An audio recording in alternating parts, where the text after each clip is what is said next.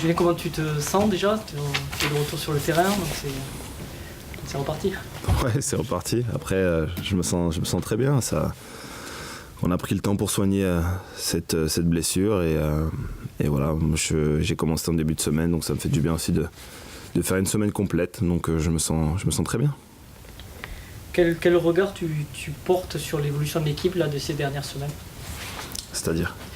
Mais, match perdu contre Lyon dans les derniers instants, un match à moitié abouti à Montpellier, Sochaux décevant. Est-ce que c'est dans la continuité d'après toi ou... Non, c'est pas dans la continuité parce qu'on avait fait deux matchs corrects contre Lorient et Evian. Donc après, je pense que Lyon a été un gros coup d'arrêt parce que certes, comme j'ai pu voir dans les journaux, on a soi-disant refusé le jeu. Après, c'est vrai qu'on a des problèmes dans le sens où quand on marque, on a du mal à continuer à produire du jeu. Et le problème de cette équipe, c'est qu'on ne sait pas attendre et on sait pas bien défendre. Donc c'est les choses qu'on fait et qu'il ne faudrait pas faire. Maintenant, l'évolution de cette équipe, je pense pas qu'on ait lâché. On essaie de tout donner. Après, c'est vrai qu'à Montpellier, on a la chance d'ouvrir le score, mais malheureusement, on se fait égaliser. Après, voilà, je pense qu'il faut vraiment plus se lâcher et beaucoup plus se libérer. Je pense que c'est notre péché depuis pas mal de temps. Il faut se lâcher, se libérer. C'est-à-dire vous regardez trop le classement? Pourquoi vous n'êtes pas aussi libéré que ça? J'en ai aucune idée. Il y a des joueurs qui peut-être qu'elles n'arrivent pas à se libérer. On joue avec, je dirais pas le frein à main, mais avec on peut ressentir. Je pense que même dans les tribunes, on arrive à ressentir le stress qu'on a quand on a certains ballons. Qu'on peut parfois beaucoup mieux négocier, éviter de jeter les ballons ou se calmer même dans des phases assez chaudes. Voilà, je pense qu'on a du mal à faire preuve de lucidité de temps en temps et pourquoi, je ne sais pas. Après, je ne sais pas si on se met la pression pour accrocher l'Europe ou pas, mais on a du mal à calmer le jeu de temps en temps. Tout à l'heure, le coach disait, ça fait 3 ans, depuis qu'il est là, ça fait 3 ans qu'il demande de jouer au sol, de repartir de derrière, de jouer vers l'avant. C'est pas toujours le cas. Comment l'expliquer? Vous n'arrivez pas justement à garder cette constance dans l'envie de produire du jeu? Après, on peut pas jouer au sol tout le temps. Voilà. Après, on s'adapte par rapport à l'équipe d'en face, mais c'est vrai que parfois, quand on a des joueurs avec des caractéristiques avantageuses pour jouer en l'air, parfois on a cette ça devient instinctif, mais c'est vrai que voilà, quand on peut jouer au sol, on joue au sol. Je pense que parfois on arrive à faire de bonnes phases de jeu, mais c'est vrai que voilà, c'est aussi ce fait de manque de confiance, je pense, parce que quand on joue en l'air, on est dans un fauteuil, on ne prend pas de risque, on allonge devant et on ne prend pas de risque, et malheureusement on a besoin de prendre des risques, on a besoin de créer du jeu, et même parfois, même si on perd les ballons ou si on est contré, il faut même persévérer dans ce sens-là. Mais on a aussi, je pense qu'on a cette peur de mal faire qui nous fait déjouer. C'est étonnant, le premier quart d'heure face à Lyon, vous avez le ballon, vous faites des choses qu'on n'avait pas vues depuis longtemps, et tout d'un coup vous marquez, et ça s'arrête, quoi. Mais c'est un peu le ressenti. Moi, je l'ai ressenti des tribunes. C'est vrai qu'on a produit pas mal de jeux, on les a étouffés dans leur système où ils avaient beaucoup de mal à ressortir les ballons. Après, c'est vrai qu'on marque, et je pense que on prend ça comme un acquis.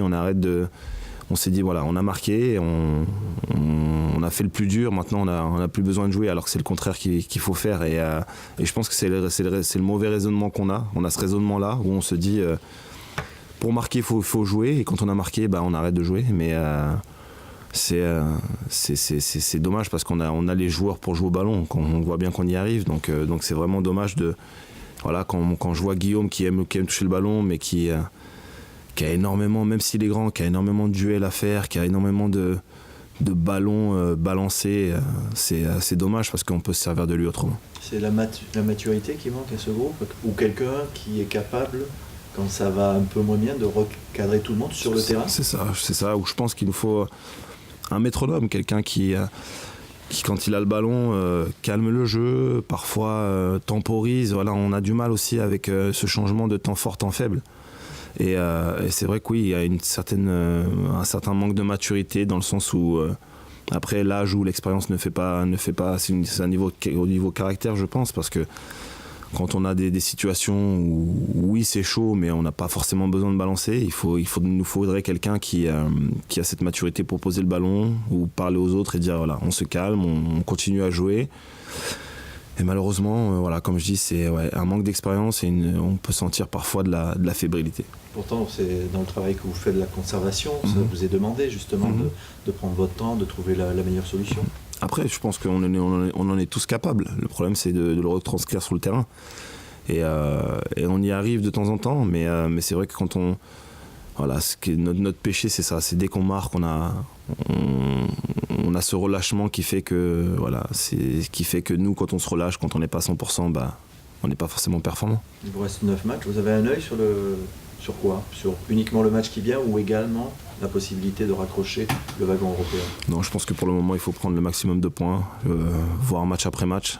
Après, on verra au niveau de l'évolution des autres équipes, mais on ne peut pas pour l'instant se permettre de calculer. Voilà, on calculera sur les 3 derniers matchs, je pense, et voir ce qu'on peut accrocher. Tu disais il faut se lâcher, mais on se lâche comment ? S'il y a cette crainte de faire l'erreur, qui coûte le but je sais pas comment on se lâche, mais après, je pars du principe où on a grillé énormément de jokers, si ce n'est tous. Donc, quitte à... Voilà, c'est ma philosophie, et c'est la philosophie qu'on a en Angleterre, quitte à perdre autant tout donner. Voilà, ne pas avoir de regrets. Et malheureusement, je pense en ce moment, on en a énormément. On en a eu contre Lyon, on en a contre des matchs qu'on a fait à domicile ou à l'extérieur où on donne tout, mais on n'y arrive pas. Voilà, je pense qu'il faut tout tenter, quitte à ne pas y arriver, autant se lâcher et se faire plaisir. Nice, c'est un adversaire qui convient pour lancer une série. C'est une équipe difficile. C'est l'équipe après. Le problème, c'est qu'on est imprévisible. C'est possible que ça puisse nous convenir ou pas. Maintenant, je pense que voilà, on a fait un très bon match là-bas, mais c'était un contexte différent. Voilà, à domicile, ça sera également différent, mais oui, autant commencer par le premier match à venir, c'est Nice, donc on va voir ce qu'on pourra faire, mais voilà, je pense qu'il faut vraiment déjà se faire plaisir et se lâcher sur le terrain. Eux aussi sont imprévisibles. Ils sont capables de faire de très bons matchs comme de moins bons. Voilà, ça va être à celui qui fera le meilleur match. Tu as vu tu constates comme tout le monde qu'il y a de moins en moins de monde dans les tribunes. Est-ce que tu es sensible en tant que joueur ? Énormément. Quand moi qui étais dans les tribunes contre Lyon, quand on arrive contre Lyon, même si c'est un dimanche, même si quand on voit le stade pas plein, voilà, moi je l'ai connu plein, j'ai connu des ambiances pleines, et c'est vrai que c'est dommage. C'est dommage parce que je pense que Bordeaux a besoin de son public. Après, je mets pas tout le monde dans le même bateau, bien sûr, mais après, c'est vrai que c'est une question de mentalité. Je pense que même malgré les performances, quand on est supporter, on l'est jusqu'au bout. Mais est-ce que ça se passe bien ou mal ? Mais tu comprends quand même ce désamour, parce que nous, c'est ce qu'on nous dit, qu'il y a une déception vis-à-vis de l'équipe qui date pas de ces derniers matchs, qui est plus sur la durée peut-être. Je sais pas, comprendre, voilà, j'ai connu une descente avec West Ham, on a joué en D2 et le stade était plein tous les week-ends en D2. Donc comprendre, j'ai du mal à comprendre. Après, comme je dis, c'est une question de mentalité, c'est différent. Après, je pense que comment l'expliquer, je sais pas, mais comprendre dans un sens oui et non. Après, comme je dis, le stade a été rarement plein cette année. Après, on peut dire, voilà, il y a une question de... Après, c'est une question aussi de... Je comprends les Français, c'est le jour, c'est le dimanche, le lendemain on travaille, parfois il pleut, parfois... C'est pas la même culture. C'est exactement ça, voilà. C'est là-bas, qu'il pleuve, qu'il neige, qu'il vente, dernier, pas dernier, le stade il sera plein quoi qu'il arrive, on le sait. Est-ce qu'il vous reproche la qualité de jeu ou peut-être des fois le manque d'envie que vous donnez l'impression d'avoir ? Je pense que c'est un peu des deux, la qualité de jeu ou parfois oui le manque d'envie qu'on peut soi-disant discerner, même si j'ai pas l'impression que parfois on met pas l'envie, Mais c'est vrai que voilà, parfois on peut comprendre leur désarroi par rapport à ça. Et c'est vrai que faut aussi qu'ils se mettent dans la tête que les années champions ou Ligue des Champions, il y a une transition. On est en plein dedans, on est en train de travailler pour essayer d'être meilleur. Mais c'est vrai je pense qu'ils sont restés aussi sur cette façon de jouer, cette façon d'évoluer, cette culture de la gagne qui a changé depuis. Il y a trop d'écart. Oui. Trop d'écart trop vite. Voilà, il y a trop d'écart trop vite et je pense qu'ils n'ont pas encore assimilé le fait qu'on n'est plus à cette période et que maintenant il faut reconstruire pas mal de choses. Pourtant ils ont eu l'habitude parce qu'entre 99 et 2009 il y a eu 10 ans. Hein. Aussi, ouais. Ils sont habitués à ça. Hein. Ils sont habitués, mais après on connaît aussi c'est un public bordelais qui est pas forcément très très virulent, mais qui est très exigeant, je dirais, dans un sens. Donc voilà, ils sont là pour peut-être pas assister à un match de foot, pour voir du spectacle et parfois c'est pas forcément ce qu'on rejette aux tribunes. On évoquait peut-être qu'il manquait un métronome, tout ça. Un gars comme Fernando, ça pourrait être un bon métronome. Moi j'ai toujours adoré ce joueur, j'ai évolué avec lui 3 ans. C'est quelqu'un qui sait défendre et qui sait se projeter vers l'avant, qui sait mettre les ballons également, donc et quelqu'un qui impose son calme aussi sur le terrain, donc oui, ça pourrait être une très belle option. Un patron idéal, quelqu'un que j'apprécie énormément. Tu as côtoyé des buteurs, beaucoup de buteurs. Quel regard tu portes sur ce que vit Dragoš Vitanić, cette saison? Pourquoi, selon toi, de ton expérience, comment tu peux évaluer ça? Je pense qu'il a eu une très grosse saison l'an passé. Après, vous savez, je pense que dans la carrière d'un buteur, il y a toujours des moments comme ça.